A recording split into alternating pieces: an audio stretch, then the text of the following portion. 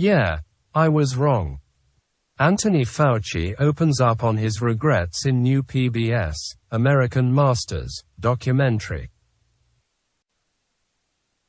There's a moment in the new PBS documentary about Dr. Anthony Fauci when a protester holds up a handmade sign reading, "Dr. Fauci, you are killing us." It says something about Fauci that it's not initially clear when that sign was waved in anger, in the 1980s as AIDS made its deadly rise, or in the 2020s with COVID-19 vaccine opponents. American Masters. Dr. Tony Fauci offers a portrait of an unlikely lightning rod, a government infectious disease scientist who advised 7 presidents. Fauci hopes it can inspire more public servants like him. I just felt that there needed to be a story of people understanding what public health officials go through.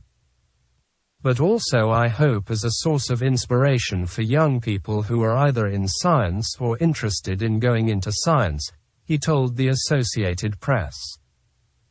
The documentary airs Tuesday and later streams. Fauci allowed a film crew to follow him for 23 months starting in January 2021. The documentary covers his career and its crises, especially the way COVID-19 was handled by the Trump administration. When you talk about all of the different things coming together for a disaster, that's what happened. A divided country. A president who amplified the division and then a public health crisis. You couldn't ask for a worse combination of things, he said. Director Mark Manucci offers an intimate look at his subject, with images of Fauci running from meeting to meeting and wolfing down wheat thins between Zooms. His wife attests to the stress by pointing out their security detail due to threats. The story illuminates, and he'd be the first to say it, some very dark stuff about this country and how a person who has devoted his life to helping individuals got so twisted in this current climate, said Manucci. Michael Cantor, executive producer for the American Masters series, says Fauci is a figure who has been central to American life for decades and deserves an examination, even if some virulently oppose him. Dr. Fauci is a very controversial figure, and there are going to be people who are going to voice, just as in the film, great displeasure about what he's done and about his approach to things.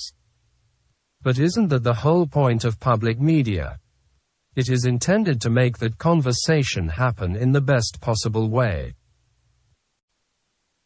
COVID, the 19th of May, have introduced Fauci to millions of Americans.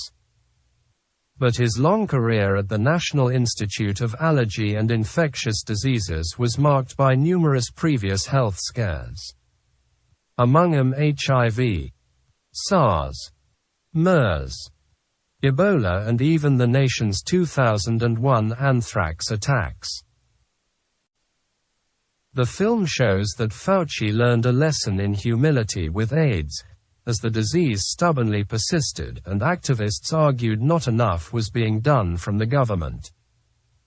I went from a world of success and gratification to a world of frustration and failure, he says in the film. Manucci's camera flashes forward to today, with Fauci cordially meeting up with the former AIDS activists who once decried him. They have long since reconciled. They were all on the same side. After all, science. I put aside the confrontational behavior and the attacks on me and listened to what they were saying, Fauci explained in the interview. And what they were saying was making perfect sense. It made me feel if I were in their shoes, I'd be doing exactly what they were doing. That's not the case when protesters in recent years began attacking Fauci for mask mandates, school closures, quarantines and bizarre claims about the COVID-19 vaccines.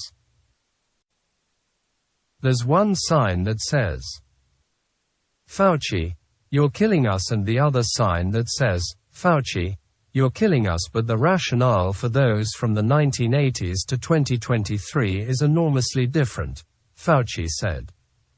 They couldn't be more different. In one remarkable sequence in the documentary, Mannucci presses Fauci on whether he might have handled things differently looking back, like asking Americans to adopt masks sooner or ordering quarantines faster. "Maybe I should have done that," he says. "Yeah. I was wrong."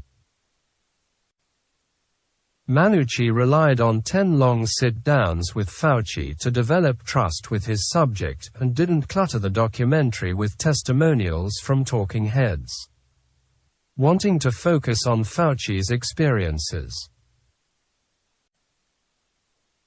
"I hope it's not viewed as a partisan message, but as a portrait of who he is and what he went through," said the director. "I hope that people on the other side, even if they never end up agreeing with him, will at least see somebody who is a real person, who's a thinking person, who's somebody maybe they can even relate to." The film ends with Fauci's retirement from the NIAID late last year. Cantor suspects only time will tell where history will judge a man who dedicated his life to public service. I think 10 years from now, hopefully the furor over him as a controversial figure will die down. But the legacy of the approach to pandemics and so on will still be super valuable, he said.